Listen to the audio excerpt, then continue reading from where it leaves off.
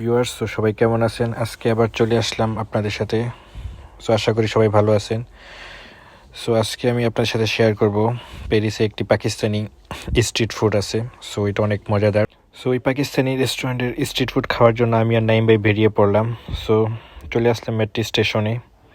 So metro চলে আসছে। So এইখান থেকে যাইতে প্রায় 15 থেকে 20 মিনিট সময় লাগে মেট্রো করে। সো মেট্রো চলে আসছে, আমি এখন মেট্রোতে উঠলাম। সো চলে আসলাম গার্জেলিস স্টেশনে। সো এখান থেকে উপরে উঠবো, উপরে উঠে একটু 2-3 মিনিট হাঁটা লাগে, তারপরে এই রেস্টুরেন্টটা ভাই ভাই রেস্টুরেন্ট। সো এটা অনেক ফেমাস রেস্টুরেন্ট। এখানে মানে ওদের স্ট্রিট এই একটা সমোসা আছে, সো ওইটার মানে এত মজাদার। সো এটা অনেক ফেমাস এই মেট্রো স্টেশন। কেয়ারফুলি রাস্তা পার হয়ে নিচ্ছি কারণ এখানে অনেক বাস। তারপরে এখান থেকে হাইটা 2 মিনিট সময় লাগবে আমার যাইতে। সো আমি এদিক দিয়েও যাওয়া যায়, বাট এখান থেকে পিছনের রাস্তা, সো আমি এটা পছন্দ করি না, আমি সামনে দিয়ে যাব। এখানে দেখলাম একটা স্প্যাগেটি নুডলসের মতো অনেক সুন্দর, খাইতে ইচ্ছা করতেছিল। সো এটা হচ্ছে গিয়া গার্জেলিস স্টেশনের মানে বাঙালিদের জন্য অনেক ফেমাস একটা রুট। এখানে সব কিছু পাওয়া যায়, লাইক চুল কাটা, সেলুন, কফি, তারপরে রেস্টুরেন্ট, তারপরে বাংলাদেশের জন্য মুদির দোকান টাইপ সব কিছু, মাংসের দোকান। দেখতেছেন এখানে বাঙালি মানুষ অনেকজন। এখানেও সমোসা আছে, বাট এটা অনেক পছন্দ না। বাট আমি যাবো পাকিস্তানি ওই রেস্টুরেন্টের সমোসা খাওয়ার জন্য। সো চলে আসলাম, ঢুকেই দেখি অনেক ভিড়। তো এদের মিষ্টিও আছে, বাট আমি এগুলো বেশি পছন্দ করি না। আমি পছন্দ করি ওদের হচ্ছে গিয়া ওই সমোসা, ওইখানে ওদের যে একটি স্পেশাল সমোসা তৈরি করে ওইটা। সো এই ভাই দেখতেছি সুন্দর করে সমোসাটা বানিয়ে দিতেছে। আমি অর্ডার করে নিলাম আমার নাইম ভাইয়ের জন্য 2টা। সো উনি অনেক কেয়ারফুলি সুন্দর করে বানাইতেছে, দেখেই মুখে জল চলে আসছে।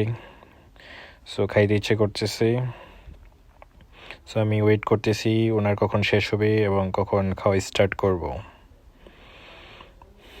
ওনারা যে একটা সস দেয়, এটা আমার কি জাস্ট অন্য কোনো রেস্টুরেন্ট এটা বানাইতে পারে না। সো এই জন্য মেবি অন্য কোনো জায়গায় এটা পাওয়া যায় না। সো উনি মেবি শেষ।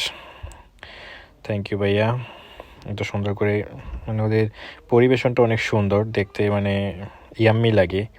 সো নাইম ভাইয়ের মুখে হাসি।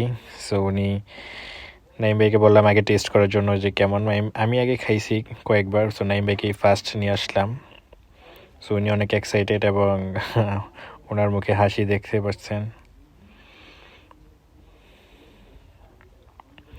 সো উনি আগে টেস্ট করলো, টেস্ট করার সাথে সাথে ওনার ইয়েতে পড়ে গেছে একটু ঝোল সস। সো এটা দেখে আমার অনেক হাসি পাইছিল, বাট দুঃখের বিষয়। তারপর কিছু করার নেই, মাঝে মাঝে অনেক কিছুতে হাসি আসে। সো উনি তারপর আবার খাওয়া স্টার্ট করলো। সো ওনাকে বললাম দেখি উনি কি রিভিউ দেয়। আমার কাছে তো বেস্টই লাগে। সো উনি স্টার্ট করলো। উনি বলতেছে যে অনেক মজার। উনি আগে অনেকে খাইছিল কোন এক জায়গায়, বাট মনে করতে পারতেছে না।